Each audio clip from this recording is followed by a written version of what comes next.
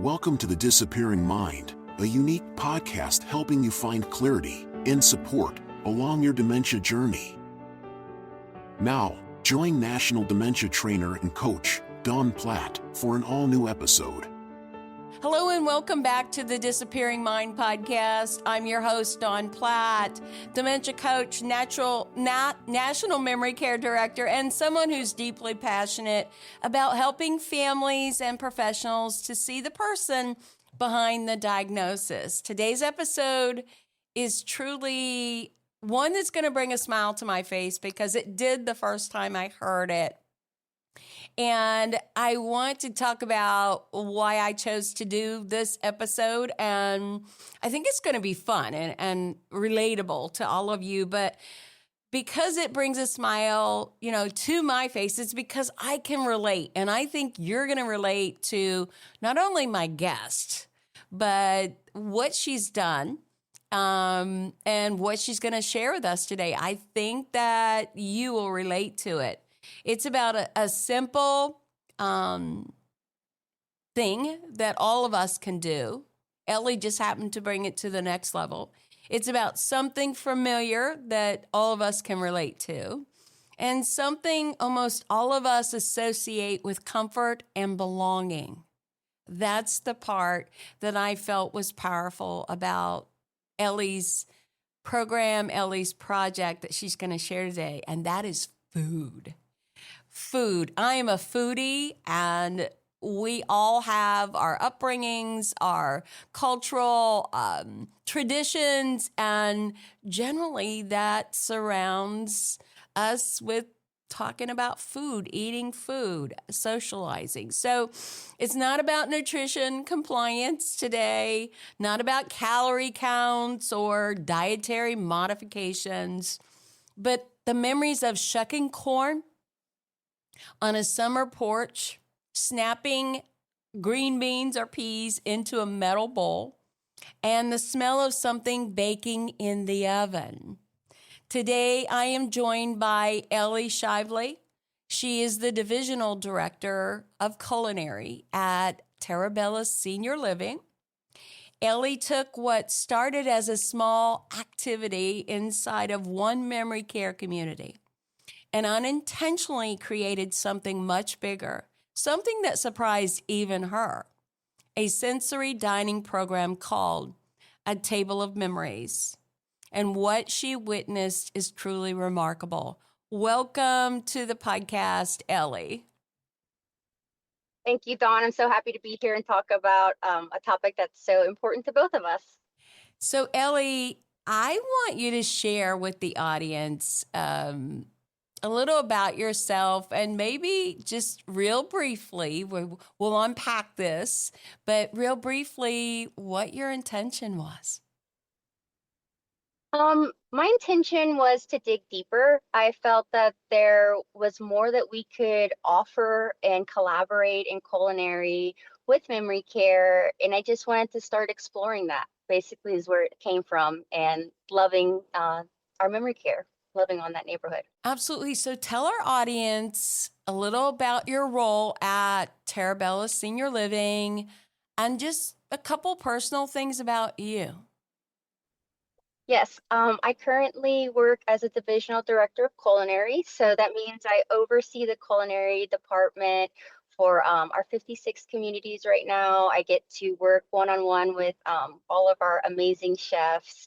And I came from a community working, we had a memory care unit, and I always really enjoyed my time over there and connecting with residents. I'm from South Louisiana, so food is a big part of our culture, a lot of agriculture, fishing, shrimping. So I grew up doing these things with my family. So I think it kind of, snowballed from there, it being something I was used to doing with my family. So I sense a little bit of your cultural background that you brought to the table for this. So how did you move from just culinary leader, right, dining program, food, to something that feels deeply therapeutic but is culturally connecting? When you first brought in farm picked produce, right, the corn, the peas, um, what was your original intention? My original intention was to spend time with residents and have an activity that was hands-on and regional, so using fruits and vegetables that our residents would have used when they were growing up and seeing where that took us. I love conversing while I'm cooking with my family, so I thought that that could be something that would come out of it. And also, including care staff and everyone all together doing something that we all love, which is cooking and eating. So when you shared with me the first time about a table of memories, your idea, your thought, right? Did you really think that you were going to experience what you did? No way. I could have never imagined that I was going to experience what we did. It totally blew my mind, and I refer to those first 4 days that we kind of piloted this experience as like this inward reset of why I do, why we work hard to find new ways to meet people in our communities. And it just opened up my eyes to a world of possibilities and deep connection. It was just amazing. I walked away from those 4 days just feeling like I had, so much more to give in so many ways that we can help. Well, for our listening audience, which are not all in memory care, right? Some of them are beginning the dementia journey. Some of them are curious about the dementia journey. Some have just begun or gotten diagnosed, and they're caregivers, and they're caregiving for their spouse or their friend or their brother or sister. For them, tell them what a table of memories is. So we do a few different activities, but they're all based around what you would do at home, right? It's an activity that they're all activities that I did in my home growing up. We shuck corn. We do that outside on a lovely day. We'll take beans out there and snap beans. We do some bread making, some other forms of baking like cookies and decorating. We clean and cut vegetables. We've made some pizzas and some doughs. So just all things that are relatable cooking experiences that you would have done at home or that my grandparents would have actually done, right? We're not making ravioli. My grandparents didn't make ravioli. We, clean vegetables and things like that. So that's, it's something you can do, at your home, you're right, or on a larger scale, like in a neighborhood in one of our communities. So take us back to that first experience, right? What did you experience when you introduced this particular program to a memory care community, a memory care group, right? What changed in the room? What happened that you didn't expect when you connected these folks, these individuals, these residents to produce, right? Familiar produce. And they touched it and handled it. And tell us about that. It was it's like their eyes lit up and came alive in a way that like I get excited whenever I see something I want to cook with. So um deep conversations was the most remarkable thing that I was able to tap into. We went outside and we started shucking corn. And of course, there were a lot of jokes from the residents. Oh, you're putting me to work like my mom and dad put me to work. And I would start asking them about, how did you grow up? Oh, I grew up on a farm. Or, my mom always had me snapping beans. So lots of conversation, connecting about like whenever we did bread making, we have a resident and she was an award-winning like bread maker at state fairs, and she was showing me how to score the bread. She judged my loaf of bread and told me it was too dense, gave me feedback on how to fix my bread.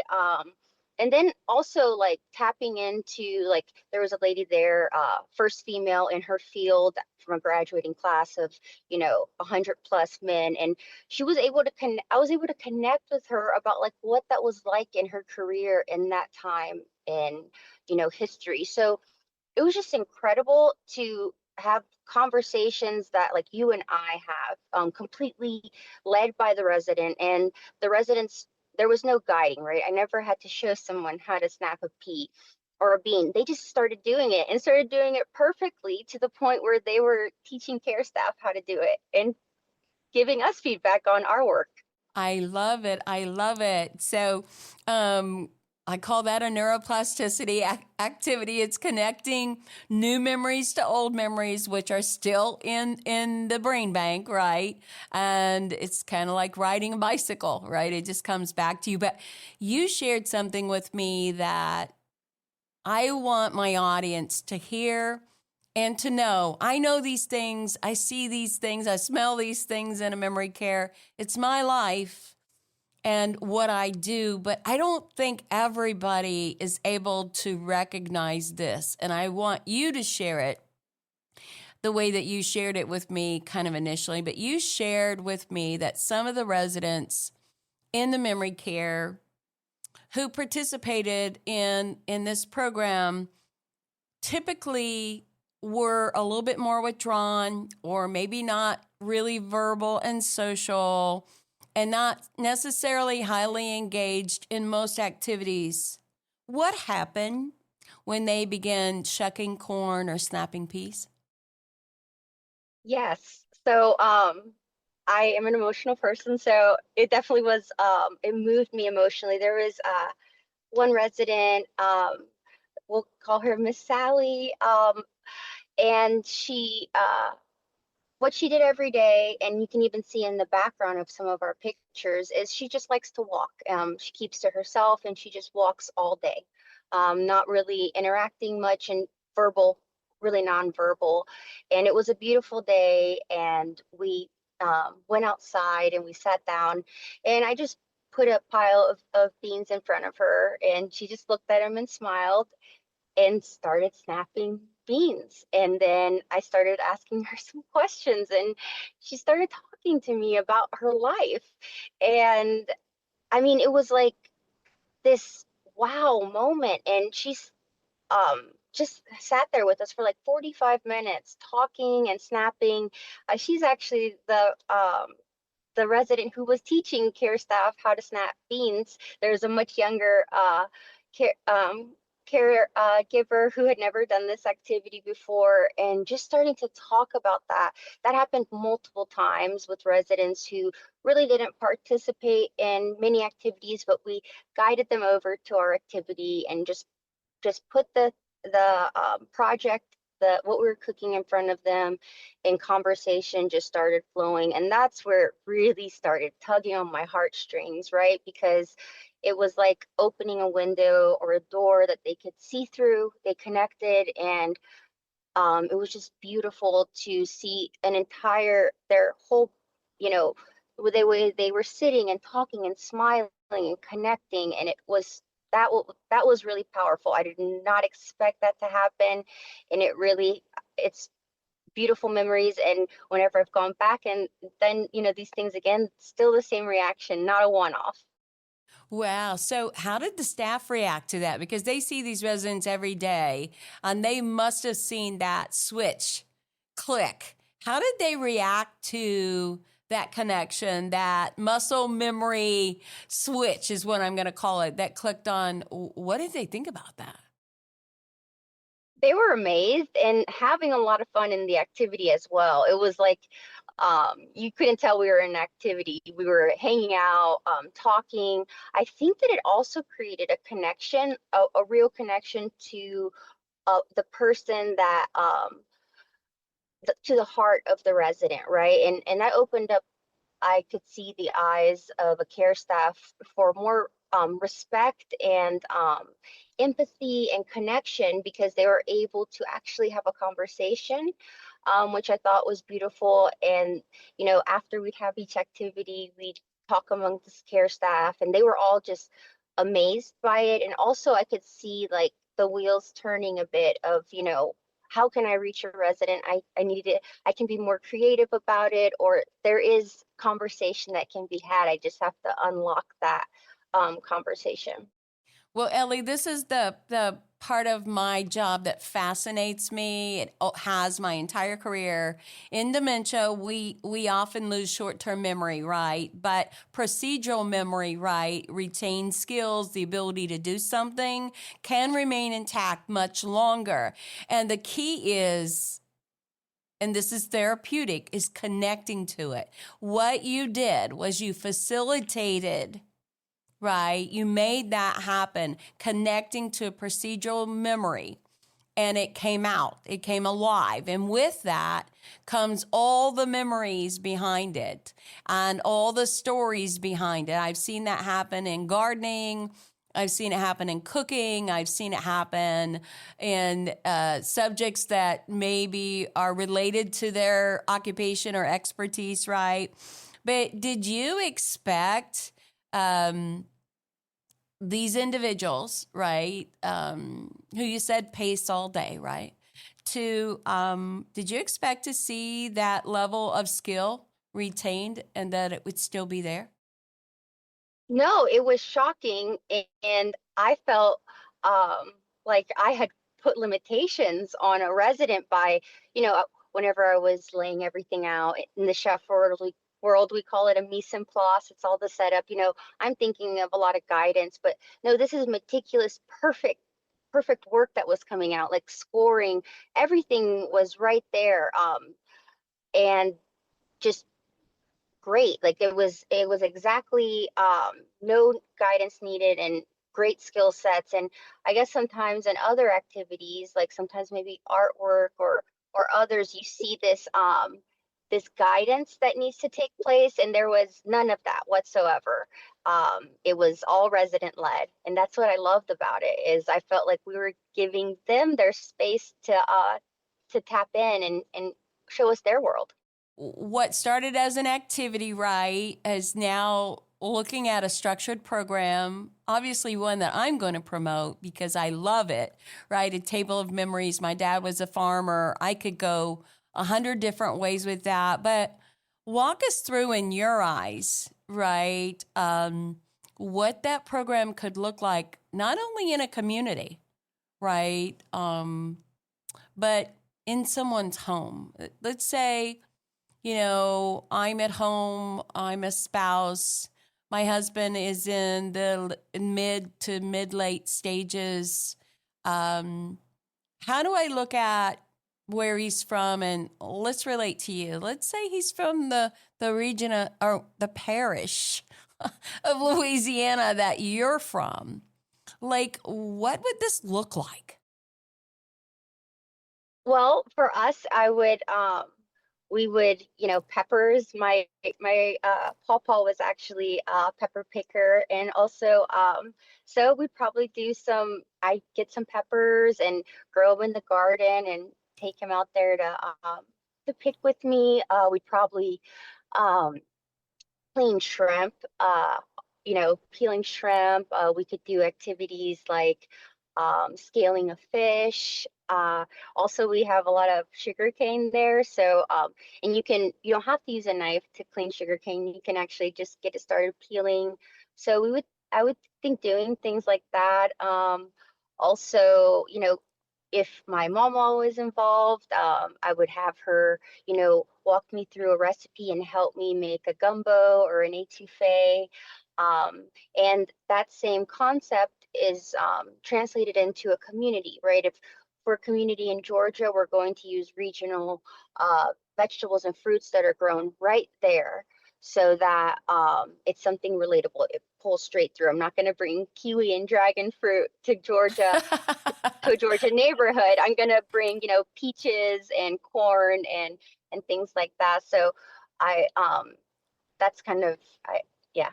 Yeah, so I also wanted to have Ellie on for obviously our memory care communities, but for families at home, powerful recipes that have been in your family. You know what the grandmother cooked. You know traditionally what you had at holidays. You know what festivals you went to, right? So even if they cannot, cook with you, they can hold those uh, items, those vegetables, those whatever. They can talk about the stories related to them. They could talk about, what we had at Christmas or during Easter, or they could talk about a memory of the grandmother or the grandfather or the mima or the papa or whatever you happen to call them in your family.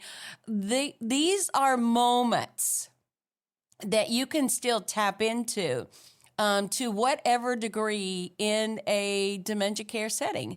And it could be a smile. It could be them enjoying that piece of apple pie and you stating, this is your recipe or this is Mima's recipe kind of thing. These are just ways to really connect with the person with dementia through food, which is hugely, hugely powerful and seems to stay there a very long time in the memory bank. But I know the answer to this, but it's around stimulating long-term memory. But one of the most powerful points to any memory care program is that point of connection. And you have successfully done that through food.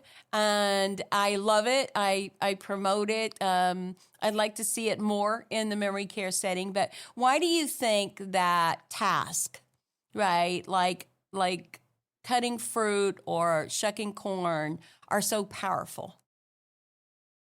Well, I think from a chef's perspective, it gives a lot of sense of purpose in community. Whenever we complete a task, it's that sense of satisfaction, and doing it through cooking is immediate, right? You prepared it, you cleaned the vegetable, and then you get to try it or eat it. I think creating that flow and creates a sense of community and makes you feel a part. And that's really, I mean, I personally don't have dementia, but I could see how it probably feels very isolating. And so bringing that all together and part and contributing to the table Mm-hmm. and sharing with others is part of it. Well, one of the most powerful things that we can do in dementia care, whether at home or in a community, and like the communities that we both serve, right, is engage all the senses, the five senses. Those are ways that we can connect, right? So one thing I love about this program is that it isn't just about taste, but it's about the visual connection, the memory connection, the texture connection, right? And could be, in many cases, the smell, the sense of smell, right? And so this community that you introduced us in is one of our National Shine Memory Care communities, right? Which is an accredited community that use a program that I oversee, right? That is founded on the science of connecting memories. That's really what the basis of this program is. But how intentionally did you design the sensory environment for this program? Is that something you thought about? Did you do it through table setting or contrast, smells from cooking? What are some of the features of your program that you feel like will support the person with dementia? Yeah, I tried to make it an all-encompassing environment, from wearing aprons to trigger, oh, this is last time I put on an apron, this is what I was doing, creating workstations. Each resident had their own station, a mat that they could work on. It was a silicone mat. We gave full-size utensils, not something minimized, something that they would actually be using. The ingredients were raw. We would interact with the ingredients, and just trying to create an entire environment that just brought you into this world. We had a kitchen area that we did it in, and just talking about what we were going to prepare first and making it as many things as we could to bring it into we're cooking now. The apron idea came from an interaction that I had with a resident once. She had had a fall, and I went check on her. I had my chef coat on, and I said, "What's wrong, Miss Judy?" And she said, "It was the food," and it was because she saw my chef coat. So that made me want to from that experience have the garment of the apron and just everything as much as how they would have prepped it up and cooked it up at their house, trying to go basic because just make it simple because simple works. Yes, simple does work. I love that too about this program. But, research shows us that smell and taste connect directly to the limbic system, the emotional center of the brain. The reason this is so important is the sensory pathways that we have often remain accessible even when cognition declines. I've seen this through religion, I've seen it through music, I've seen it through food, specifically just the top three. But all of us carry, and you've alluded to this, all of us carry a deeply rooted cultural imprint that shapes who we are. And that doesn't go away, right? The foods we grew up eating, the prayers we recited, the music played at family gatherings, the rituals tied to holidays, seasons, and community. These are not surface memories. They are layered, emotional, and repeatedly reinforced over decades of our lives. So in dementia, while short-term recall may decline, these slowly fade away because they're stored across multiple areas, multiple neural networks of our brain. And this is really powerful. There's a saying in dementia care, and it says, connect to them, step into their world, meaning, you build trust and relationship through connecting to people. And you connect to people by understanding who they are, who they were, what they love, what they value, even when they no longer remember that on the surface. You can actually connect to that for them and build that bridge back to the memories that you experienced with these particular residents. So familiar foods, songs, scents, prayers, seasonal customs, all of these are powerful. And that's why you will find, just for an example, in a memory care setting, every memory care setting, I'm going to say, if this person was deeply spiritual or religious, but depending on who they were, what their particular beliefs and traditions were. If a priest were to walk into a room with a collar and there was a Catholic group in that memory care, you won't have to tell them who he is or she is, right? If they happen to be Jewish, right, and a Jewish rabbi walks into the room, you don't have to explain who he is. It's part of their culture and tradition, and on and on and on and on. This is the same principle that we need to think about when we're wanting to engage people. It's a supportive mechanism, Ellie, to help them recall things that they value, things that they love, things that are important without having to ask questions or do you remember this or do you remember that? It is in the memory bank. It is stamped on their memory, on their heart. It's part of who they are. And that's why familiar foods, familiar traditions, and connecting them to the things that have made them who they are, that they've shared with loved ones is so very, very powerful. And tradition itself, and we all have those traditions. They're not at all the same. That's what makes the world go round. That's what makes people so special. But our role in providing care is to not try and build one size fits all, not try and, you could duplicate this program in a Asian community, right? You just simply have to tweak it. We talked about regional agriculture as we were having a discussion, and how important that was to change the menu, right? So to speak, depending on where you're talking about. Obviously, in the United States was our conversation, but what you would do a little bit different from Louisiana to California to Pennsylvania. All of those things are truly powerful. And I wanted to have the discussion today so that people realize that it's not one size fits all. It's not one programming calendar that is the way, right? It needs to be customized and tweaked. But I want to ask you, as you were describing this particular woman who obviously impacted you very deeply, but how the countenance of the residents as they were engaged, not just being served, not just participating in something. Did you see anything in them, such as a sense of pride, or obviously you saw leadership emerge, teaching and engagement? Did you see anything else that you could describe to our audience? Yes, definitely a sense of pride. Of course, from our award-winning baker, state award-winning, but also pride in helping each other. That same resident, she started helping the lady beside her and teaching her. So not just with the direct person that was leading the activity, but also amongst themselves, conversation, lots of smiles, clarity.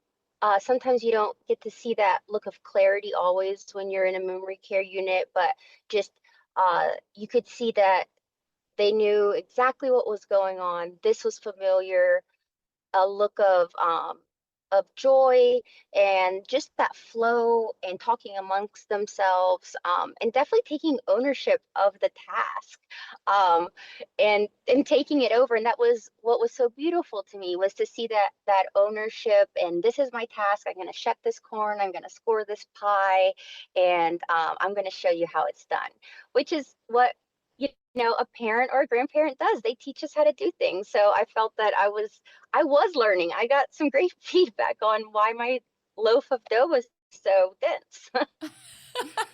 That's interesting. I love it. I love it from a professional, right? From somebody who's been there, done that. Yeah. So you talked about increased conversation, and you talked about a little bit about how they were reminiscing. Share that a little more. If I could get caregivers in a memory care setting and out of a memory care setting to embrace the power of connecting for reminiscing, I think it would change their experience. One of the things that I'm so thankful for in my own life, I'm trying not to get emotional, but I practiced what I preach with my own mother, who passed away almost 3 years ago with vascular dementia. Is I connected her memories often so that I stay connected to my mom, that I reached her. And I feel like, and I think others who knew my mom would say this is true, that I was able to keep her longer. And one of the things that my many families that I coach say to me is that I don't want to lose mom quickly. I don't want her to fade away. And there is a fade. There's a fade that happens in this horrific disease. But staying connected was really important to me. My mom never forgot my name. She never forgot who I was, even though at times it was a little bit of muddied waters. I reminisced with her often. I built that bridge so that she could share, and she shared things with me over the 7-year journey that she had never shared before. I don't know where those were or why she didn't share them, before she had dementia, but it was powerful.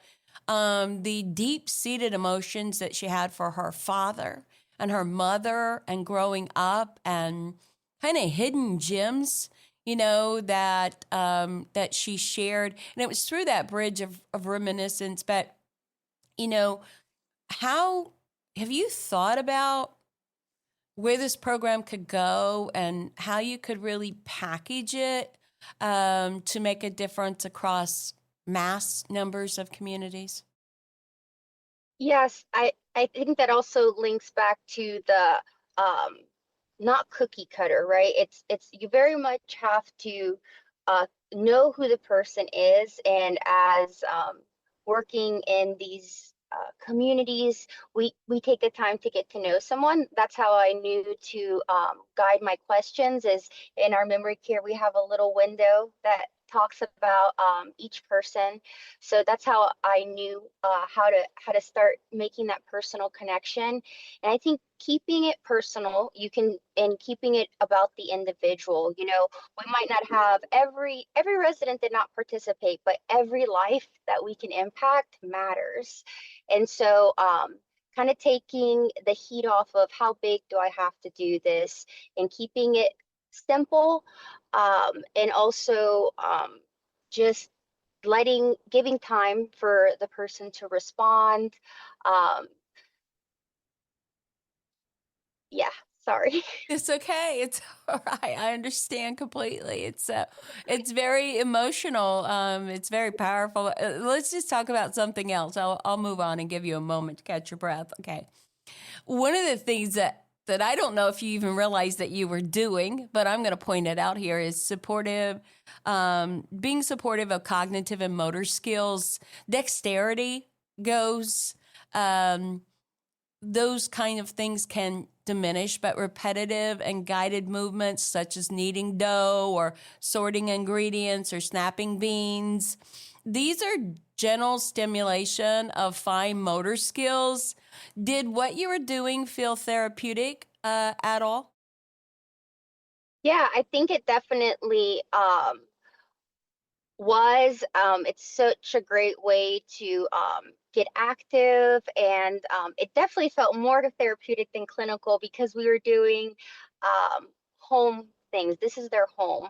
And so for myself, whenever I'm cooking, I'm thinking about things, and I'm not just thinking about the recipe, and I'm conversing. And that's exactly what I was trying to pull out. And that's what we were able to pull out. So um, it wasn't, even though we were in a community, it felt way more like a home experience. And we just kind of got lost in the moment. And that's what was beautiful about it. Absolutely. So, one of the things that I always teach is that every resident has a rich history, right? And food is culture, food is identity, right? Did you incorporate regional or cultural meaning into this program? Did you gather like food histories, seasonal favorites, family recipes? Have you done that, and will you be doing that more in the future? Definitely want to do that more in the future, as far as learning from each resident, things that they would like to cook. From that feedback, when the lady who was the baker, she started telling me about a recipe. If I worked in that community, we would be making that cherry pie next week. Definitely moving with the seasons. We think of vegetables and we think of the summer and the spring, but there's also the fall. We're going to be, cleaning potatoes, and we're going to be making apple pies. When I was in a community, we did do resident recipes. We'd have whole meals that were just from the residents, and I would get a lot of I got great feedback on my brittle. I need to work on it. But I think as much as we can connect and not think of it as a whole, but think of how important that one connection is, because it is a connection. But you can still, make an overall package on how to deliver that. And it's keeping it simple, and remembering that this person has so much to offer us. It's not just what we can bring to the table, it's what they want to show us of themselves. So let's talk about team culture, right? I'm curious about your culinary team. I've said this to you before. I think that they're so talented. I don't think they realize often how much their role plays in memory care. Did this program, or is this program shifting how your culinary team feels about their contributions to memory care? Most definitely. In an interview, an initial hiring interview, I often hear, I love memory care. But what do you do with that love? How do we show that? And I think we can get stumped. It's just the meal. I'm going to do a nice meal. And this has opened up an opportunity for our chefs to bring their talent, their passion, and their skills to interact with the resident, not just serve the resident. So there's a lot of excitement, participation, um, very, and it clicks, when we start talking about it and we talk about it like you and I are talking about it. It's kind of like, oh yes, this makes sense. We're really excited about it. And also, I know I've said this a few times, but the simplicity of it is what's beautiful, that all they have to do is go over there with a bowl of beans or some dough, and they're going to pass, an hour and a half getting to know their residents better, which will guide the program, and the program will kind of guide itself, in each community differently. Mm-hmm. Absolutely. So, for other communities and even families listening, this sounds beautiful, but they may be wondering, does this require large budget? What would be the smallest first steps that someone could take if they wanted to implement this into their caregiving journey? How well could this be done at home?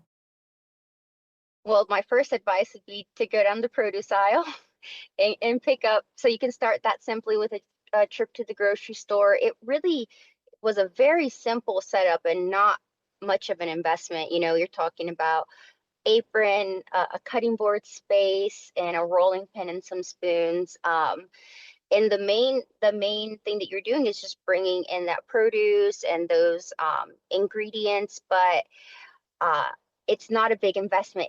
You can start just at any point, right? It's not like you have to wait for, I need this specific thing made for someone with dementia. It's just using household items. We're doing it multiple times a week in our community, but also, if you don't have that much time, it could be, on Thursday nights, I make bread with my mom, or, Sunday mornings, me and my dad go out in the garden, or if it's cold, we do something on the porch with food. So, yeah. Wow. As we begin to close, which I don't want to close, I could talk to you forever. I have a question for you. What surprised you most through this journey? Share it with our audience. It was twofold. It's surprised me how much I had put, how I could connect with someone with dementia in a box. I had actually created my own box, and I didn't realize how much I could connect. And now that I know, it's like I can't unsee it. So it really has taught me to, never think that there's nothing more that we can do. There's always more and more exploring. And I am just so excited about where this is going to go. And, now that people at home are listening to it, if one person can go and connect with their family and let those walls fall down of that fell down for me. I saw that I had limited my space, and really there was so much to open up, and we are opening up. Well, Ellie Shively, Divisional Culinary Director for Terabella Senior Living, thank you for being on the podcast with me today. And thank you for being inspiring, right, to individuals and communities out there. I want to say to my listening audience in closing, to everyone who's listening, today's episode is a reminder that cognitive care is not confined to an activity calendar. It lives in daily life. It lives in the kitchen. It lives in the dining room, in the garden, in our traditions, in muscle memory. It's the simplest act that one can make to awaken the deepest parts of identity in those that we care for and those that we serve and love. If this episode resonated with you, please consider subscribing to the Disappearing Mind podcast, sharing our podcast, reaching out for our resources to thedisappearingmind.com. We have lots of resources like Ellie's on our website and available to you. Share with a caregiver or perhaps the culinary director in your community. Ellie is an inspiration. I do back this program and will be promoting it wherever I go. I want to say to all of you listening, you are not alone. The Disappearing Mind was created for you. We intend to provide information that will help you on your caregiving journey. Until next time, this is Dawn Platt. Make it a memorable day. Thank you for joining us for the Disappearing Mind podcast. We hope it's helped you find clarity and support along your journey. Be sure to subscribe to never miss an episode. Visit our website to suggest future topics and share the podcast with friends and family.